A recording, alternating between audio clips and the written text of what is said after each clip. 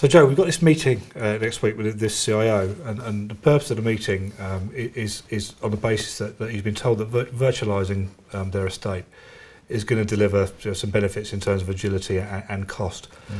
My concern is that he seems to be coming from the basis that if he goes down that route, then the selection of server really won't matter.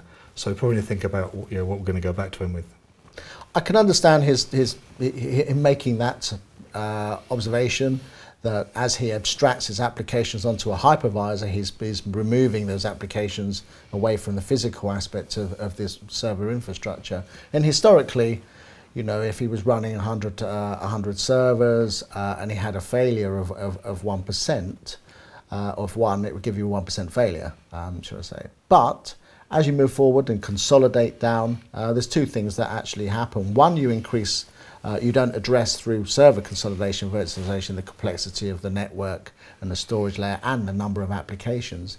But what you actually do then is focus all that infrastructure on less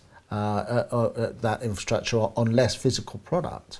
So if you're consolidating just at a ratio of 10 to 1, then it means that you're taking 100 servers down to 10 servers, and any impact on any one of those servers has now gone from a 1% to a 10% impact on your overall infrastructure service levels. And these are real applications. These are the applications you're serving to customers. So one server now is covering the workload of 10 servers previously. What that actually means is the server design, the reliability, the ability to perform under higher and increased workloads is absolutely critical.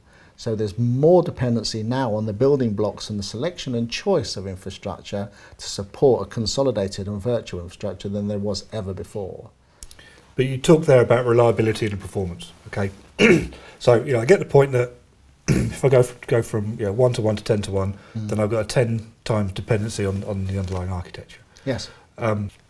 But is there something that we can talk to him about in terms of, well, we could make it 15 to 1 or 20 to 1, or is it just about the underlying reliability? Well, there's several levels to that. One, obviously, is being able to deliver on the promise of that ratio. So you must fundamentally have a reliable server to make sure that you can, A, consolidate down to that ratio. You could then look at the performance level, which actually maintains the service within each server. So you're looking at a server where with an unvirtualized infrastructure might notionally run at about 10% utilization, is now having to run at 80 or 90%. So the performance level and consistent delivery of performance is critical a unit of one, ever more so than it was before.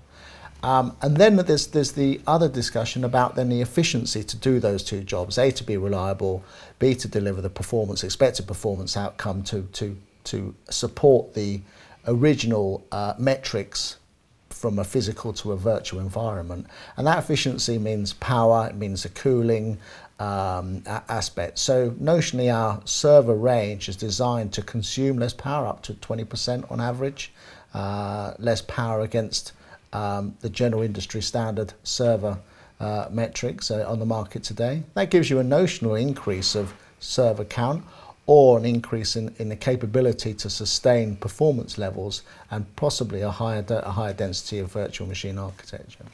So in other words, high utilization rates. So in principle, we could have a conversation with this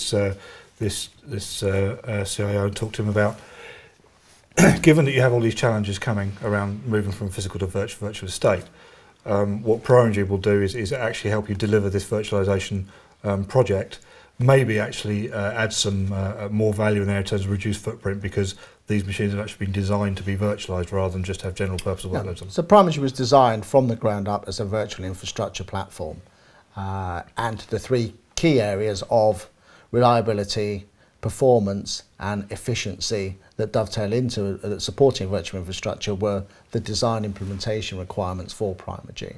So better power performance, better cooling quotients, being able to support higher workloads are absolutely critical. And as of April of Primary 2009, the Primary range were redesigned completely from the ground up to be able to deliver on virtualization projects at that time and then going into the future as well.